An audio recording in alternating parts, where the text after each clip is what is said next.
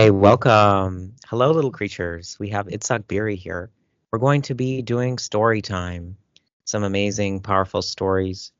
He is an author, a shaman. He's had over 20 years of experience in this field and traveled different places in South America with different tribes, different indigenous groups. Welcome, Itzhak.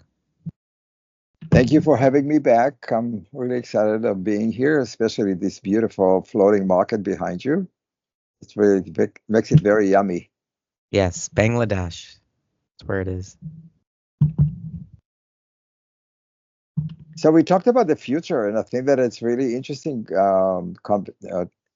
subject for the to open it up. Maybe you asked about how do we take care of the future, and with my conversation with shamans in the Andes and in the Amazon, which is the two groups that I worked with in Ecuador, they're not very concerned about that. They are really more concerned about what are we doing now?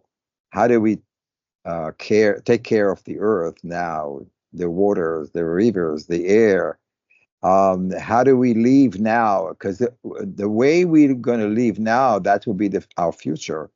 And so for them, our resilience now, or our a deep connection to all the four elements, are incredibly important. And it's important for them is to concentrate on the present instead of concentrate on the future.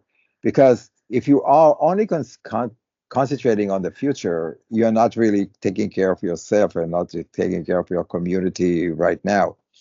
So it is about your deep connection to trees and water and the fire and the air, and your intimate relationship with all of them, the elements and the life itself that will show us the future. We can't really imagine the future. That's a dream, and what we want to do is to be present right now, awake now. And so they also believe that um, I asked them about if they are concerned about global warming and the global catastrophe or climate catastrophe. And they were laughing and they were saying, if we don't take care of the earth, human beings are spirits and in, of course, physical body. And if it's not going to be this housing or this place here on this particular star, our souls will continue to thrive or float into a different space, and they may not be manifested in a physical body, but they may travel to be in other places, or they might be manifested in different stars. So they're not very concerned about it, which is like very interesting to me, and I was like very upset about it because a lot of our work, the shamanic work, is about preserving the earth. But I think that we are preserving the earth for ourselves, for the human race. So the human race will survive in the condition that we are in now. But they are looking at it in a bigger, from a bigger point of view, that maybe if we're going to perish, or the human race in the physical form will perish, our souls will continue to float to where they need to be or in different stars. So they don't look at it as a catastrophe. Yeah, brilliant. Love it. Please tell us the story. So I was thinking about it when you asked me about telling stories. There are so many different stories that I encounter in my journey into shamanism. I think I told you last episode. I told you the story about Margaret, the woman in Vienna who, in her 30s, became depressed and she killed herself. And I was able to watch it from above. well, my soul was watching the Bob. It turned out to be me. So that was my last my past life, and that all that happened in a healing room that was actually shared by the cows and chickens of Don Esteban Tamayo in the Andes. What I wanted to tell you about that is that that person died this week, and so it it's very sad, but also very incredibly uh, gratifying to know that he passed it on his work to his three sons, and they continue to do this work. He was 86 or so, which is pretty young for a shaman. Many of them live over 100 and so years. So uh, he was from the high Andes of Ecuador, one of the last yachaks or birdmen in the Andes, very traditional. And I had a few of his healing and conversations with him. He participated in the Andes Summit that I organized. So I knew this family quite well and turned to love them. So that story that I was telling you about my past life happened in their cowshed or healing room, yeah, any way you want to call it. Uh, um, so this is there was a story about past life. I was thinking about telling you a story about the Akuras, about the evil spirit. Is that something you want to hear? Oh yeah, definitely. So one Sunday, there's this beautiful young woman came into my healing room, and she said that she had don't have any luck in relationship in her careers. She was an actress and a playwright. She was writing script, and for some reason everything stopped, and she didn't know what to do. And so I was doing a reading for her, and I did the Olympia for her, Olympia, which is the cleansing ceremony. The purification ceremony is about removing negative energy from her physical body. Somehow,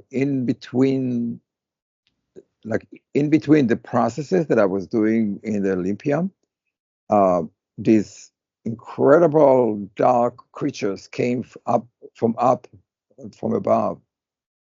I would not really describe them because I don't want people to have ideas. Also, your mind's eye or your eyes?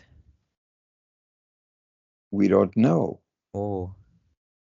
No, but those creatures came from above, and I was totally unprepared. I was like in that process of like half conscious, half not, in a place of what's called the shamanic consciousness or a dream world. And those spirits came and attacked her, and I was shocked because I never seen that before. It was the first time that I was seeing the evil spirit coming down, and it was in my space. And so I started to fight with those spirits, with the green leaves that I had, with the fire and the aqua florida, with the smoke, and I did the whole fight ceremony, everything that I knew that I had in my toolbox to fight it so it would not enter into her body, take over. And they had these big nails that are, and their head was quite frightening, trying to latch onto her. Um, and at the end, I was able to cut them off with the spears and with the sword, and kick them out of. I opened the door to kick them out of the door, and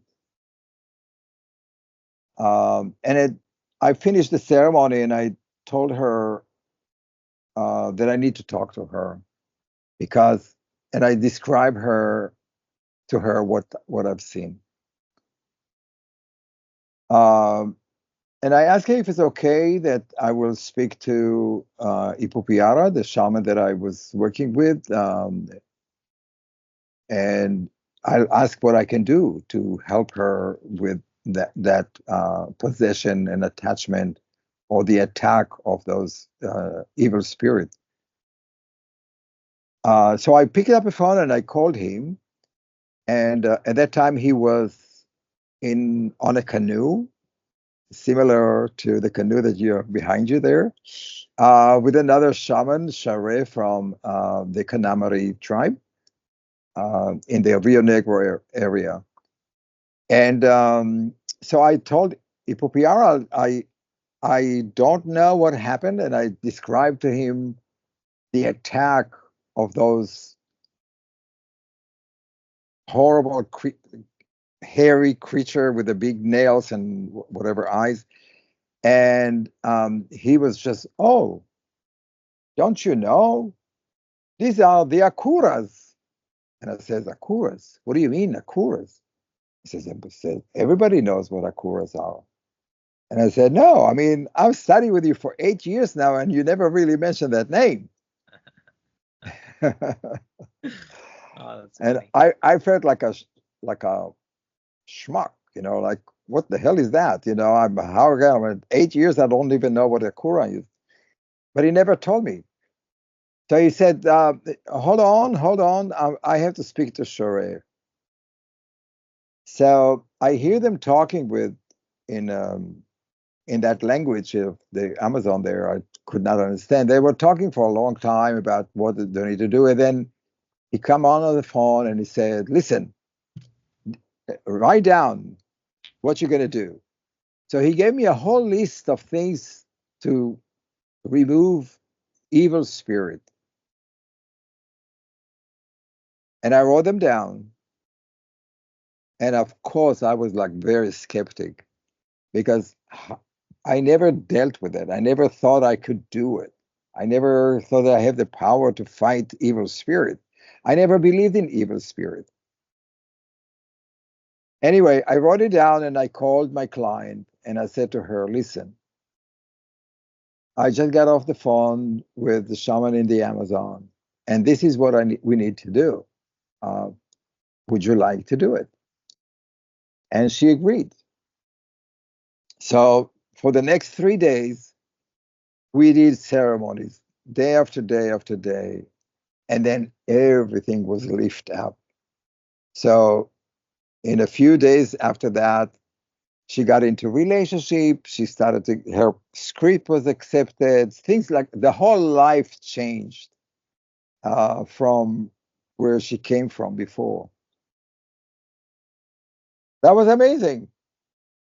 But these akuras, or evil spirits, do exist, and they are independent creatures, or dark creatures, that are floating in the air in cosmos, looking for people who are their energy shield around them was broken because of trauma.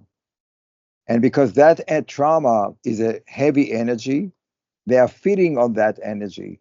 And so they are looking for people to attack, to swallow their energy, or to feed that energy with people with traumatic experiences. So I asked her about the traumatic experience, and it turned out that she had a very traumatic experiences relating to sexual abuse and in her childhood. And since then, she lived with a lot of fear, with a lot of anguish. Never was felt like herself. And after the three ceremony, something shift. That energy was taken away from her. She was able to not only that, but in the next a few months and years, she got married. Then her play was playing and all that. And then, unfortunately, um, a few years later, that energy came back to her, and she died.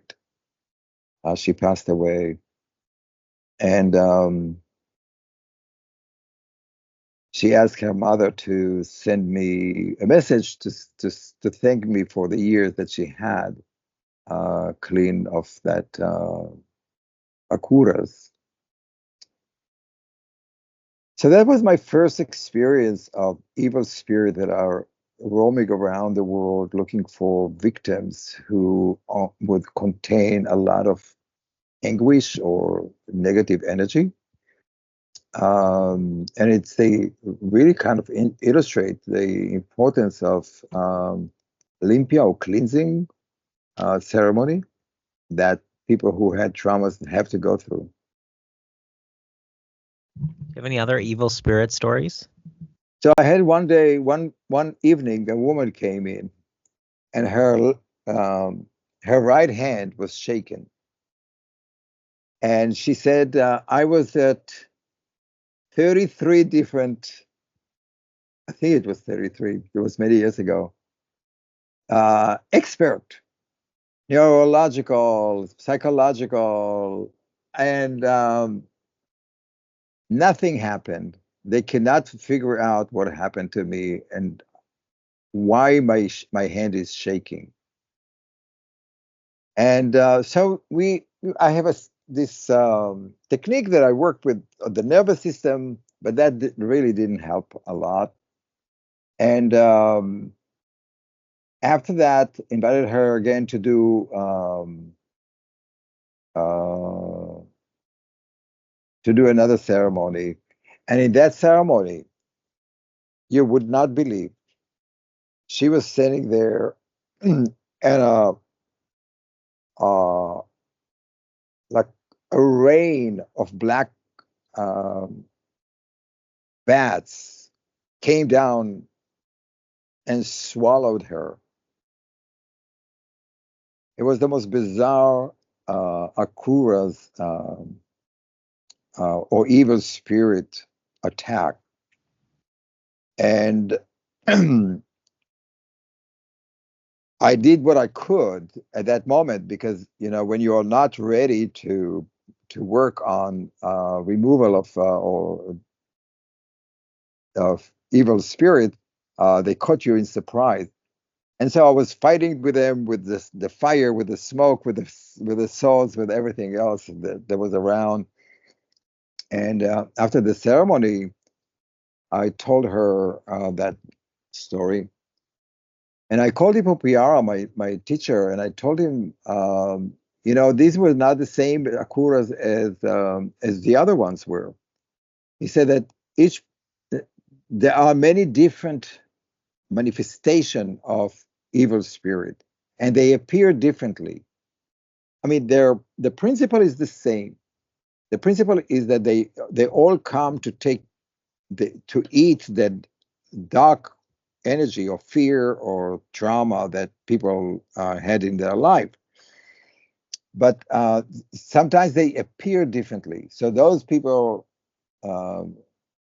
those evil spirits came as black bats, screaming and yelling, surrounding her.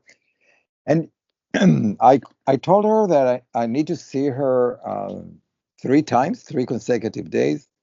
And we did these 3 ceremonies. And after the 3rd ceremony, her body went back, and she never had any of the hand shaking. It turned out to be that the core or the reason why it happened, and that's a really very important part in the shamanic work, is not just to remove the evil spirit or the akuras, but also to realize or to find out the reason or the core issue that created that. And for her, it was an abuse that she was suffered in her childhood from her brother. And so that is a part of that we worked on, but later on. But the more important thing is that her body returned back to normal, and this handshaking or the shaking of the right hand stopped. And so one of the things that is important to understand that sometimes that we have medical issues that has nothing to do with us, that it has a lot to do with other spirit that is surrounding us. It is very important for us to continue to do a cleansing of our energy body or the energy field that is surrounding us, and to strengthen our shield that protect us. And you can do that in many different ways. You can do that also at home with sea salt, with sulfur, with leaves, with being in nature, creating and cleansing that. Or sometimes in special cases, there was one time a woman came to me, and I really have to say that um, that I had one session that I just could not bring myself to do that, the extraction. This woman was really possessed, and I did what I could to help her at that particular moment. But I sent her home because her energy, the negative energy that she was possessed, was so big that I did not feel comfortable being in the same room with her. I know it's usually there are some different opinions about that. There are some opinions that shamans always have to take the risk and provide healing for every person. And there are some people who believe that shamans can uh, choose the fight. If they feel that they are not ready or strong enough physically or emotionally to fight, they have to admit it and let it go. So, I asked Ipopiara, why is it that after 8 years that I'm working with him, I was facing with this incredible experience, and he said that usually they appear when you are ready. When you're ready to face them, they will challenge you.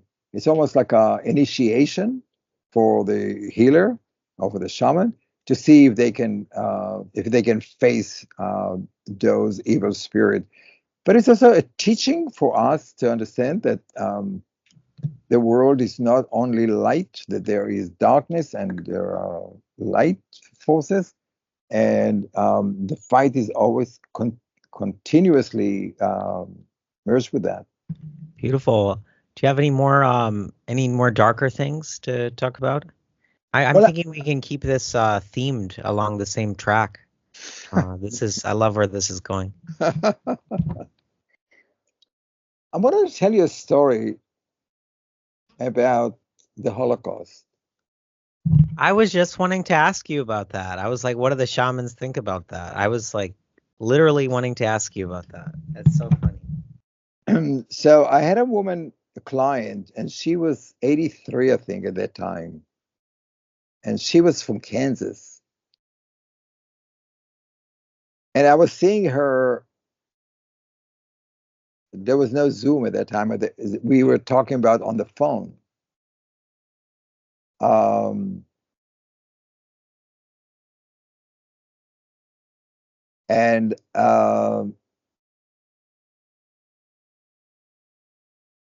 she said that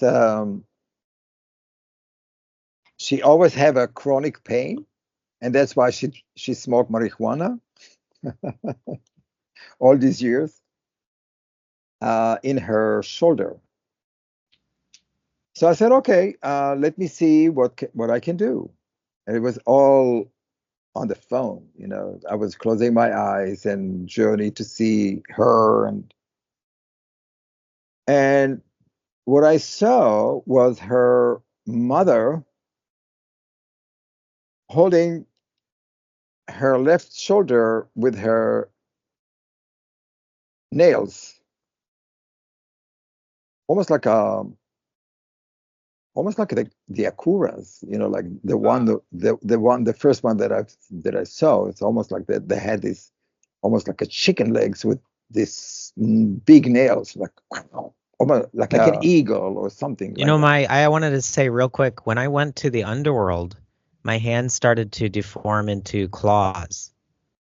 Well, that's what it was. Yeah.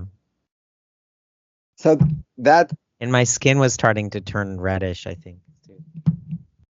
Well. So what I saw was this, her mother digging with her claws, with the nails in her left shoulder. So I said to my client, I said, listen, I see that your mother is holding on to you in your right shoulder, your left shoulder. That's why you probably have pain. So she said, why don't you ask her to let me go? And so that's what I did. So I spoke to the mother. You have to remember that this is not a woman who is in the living. She's a spirit. And my client was 83, so she was probably around, I don't know, maybe 100 and something. And she says she cannot do it. And I says, why can't you do it? You just relax and let her go. And she said, I can't do it. And she said, I can't do it because when I let go of people that I loved in the Holocaust, when I let go of the hand of my husband, they took him and murdered him. And I made a vow that I will hold on to the person that my children, and would never let them go because I don't want them to be killed. And I was telling that to my client, and we both felt almost like crying because it was so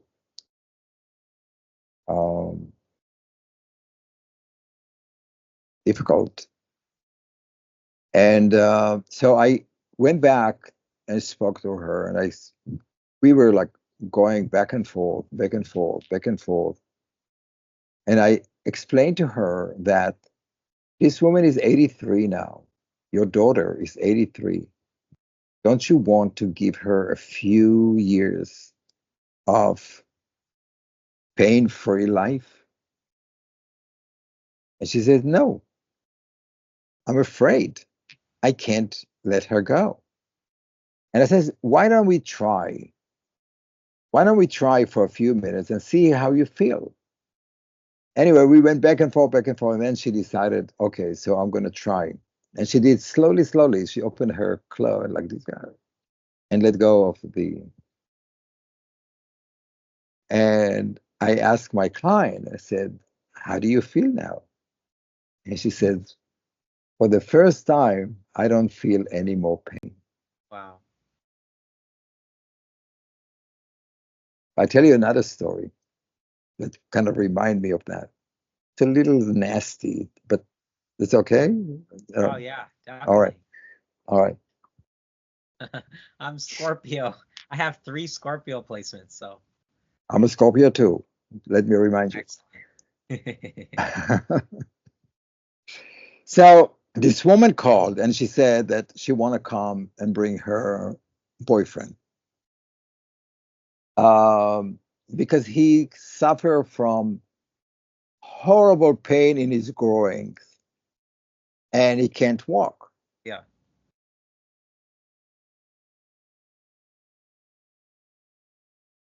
So I said, okay. So that was a weekend. They came and we did their reading. And I said, there is a woman.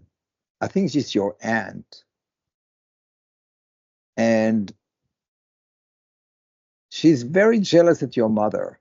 I mean, I was doing a reading, in kind of reading. She's very jealous of your mother. And she's holding your bowels as a revenge for your for her having a child and she never had a child. And he said it's true. His mother had a sister who never married, always very jealous of her. His mother died, but she decided that she's going to get revenge. And so she was from the other side, was holding his balls and squeezing. Uh, and I did a ceremony, like an extraction or removal of that negative energy.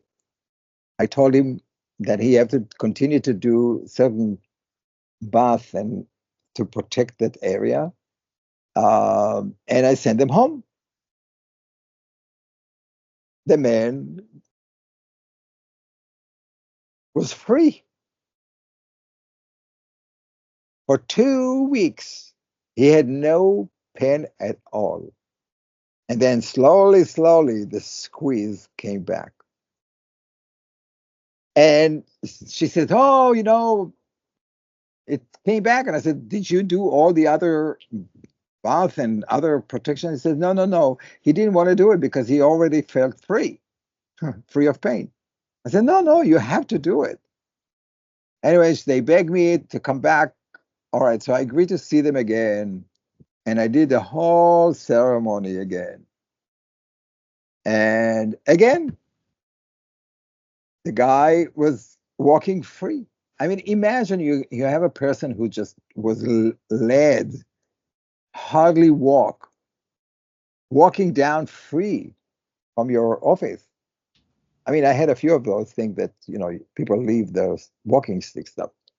But this, just walking, and was so sure that nothing will happen. That girl came back, that his aunt came back again. I went all the way to Queens because it was so difficult for him to do it. And I made sure that he's going to continue to do that. But I don't know if it's actually did, because I told him never to call me again if he doesn't do the ceremonies. But what I think that it's really shows how some of the issues that we have, health issues, are not necessarily physically in our own body, but it's actually come from spirit, from the other side. One day, a husband called. He said that his wife is possessed. And because of her possession, their economic situation was, he was a designer of some stuff, luxury stuff. And she's helping in the business, but the business going downhill because she's possessed. At that time I decided that I don't want to see more people possess people. It was just too hard, too much work, too much energy. And I didn't know there was no other people around to recommend, because this is not something that many people do, or many shamans do. They are a little afraid of that, and for rightly so. It's very difficult to be in that. Anyway, so I told him I don't do possession anymore. They should go and find somebody else. But they decided to called me again and again and again. Finally, I said, all right, okay. And so we set up a time on a Sunday because I worked in an office building. And when you do possession, you just never know what's going to happen. It happens with a lot of yelling and screaming and crying. And, like you just never know. So it has to be a place where you can do that, that is safe in the city. So I invited them to come, or her to come. And when I opened the door, he was there too, but with him there were three other women in spirit, and she was from the island, I think Jamaica or something like that. She was very tall and beautiful. She was a singer, quite well-known singer, and he was from Persia, from Iran. And the three women behind her, they were as beautiful and as big as she was. And they were laughing. And I said to them, what the hell are you laughing for? They were like giggling and giggling. And I said, why? Why are you laughing? And she says, we tricked her. We pushed her to you so you can tell her that she needs to do the work. I says, what do you mean the work? I mean, that work, she's a shaman. She needs to do the work. I said, okay. So I took my client and I set her on the sofa and I said, listen, um, you came here and behind you, there were three women. And she says, I know them. I know those women. Don't listen to them. And I says, but do you know what they want?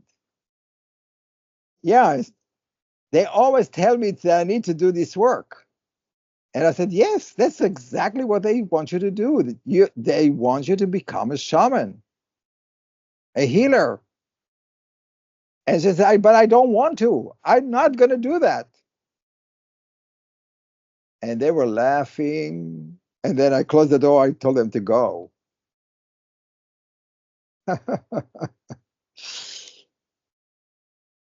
Well, I did all the diagnostic for people who are possessed. So there is a different way you can do that with a bone, with the sulfur sticks, and with the candle eye movement. And she didn't really look possessed. But what one of the things that Ipupiara, my teacher, used to say, that if a person feels like possessed, believe him. You can't really sometimes diagnose that, and so do the ceremony. So I decided to do the ceremony, the 3-day ceremony, and like when you see movies about removal of evil spirit, um,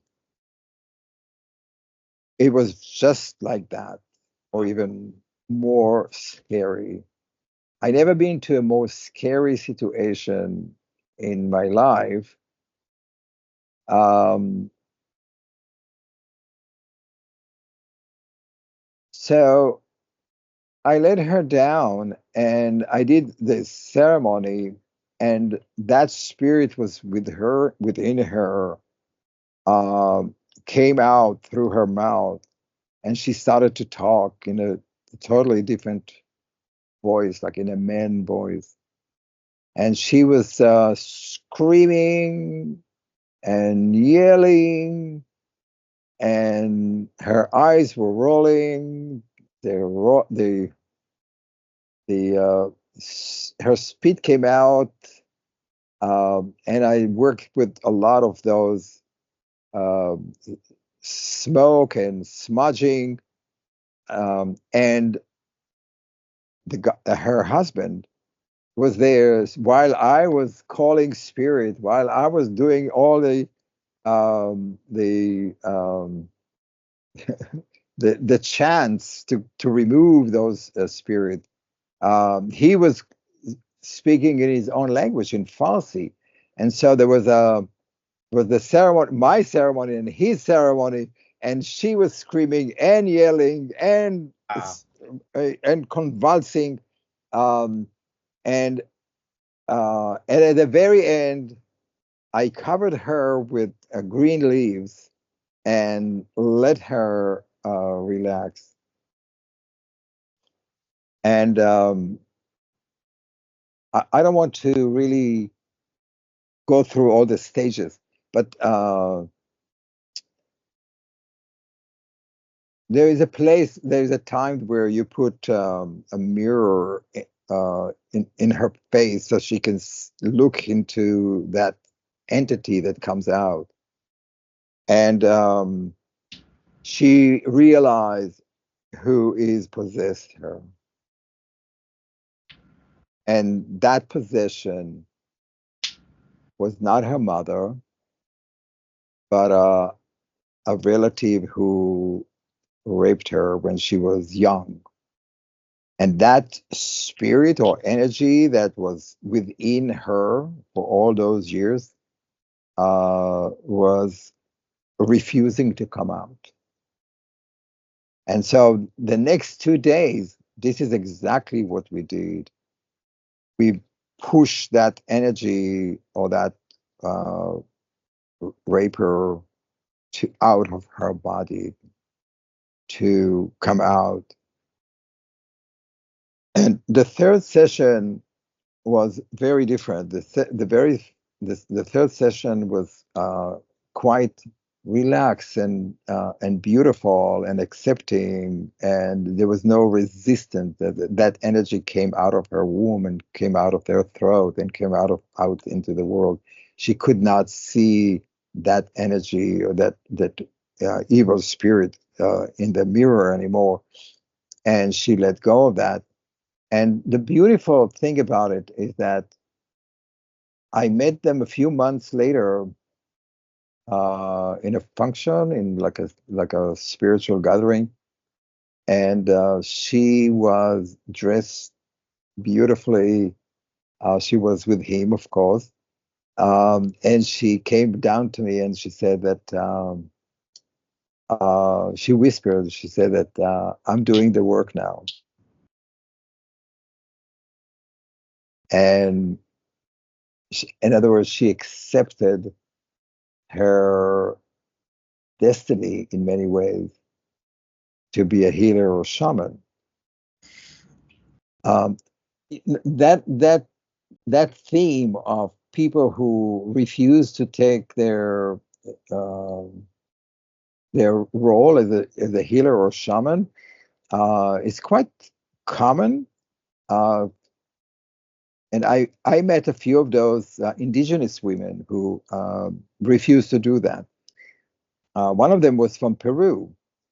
I mean, in other words, she came to me quite a few years ago, and she was a beautician in one part of New York City.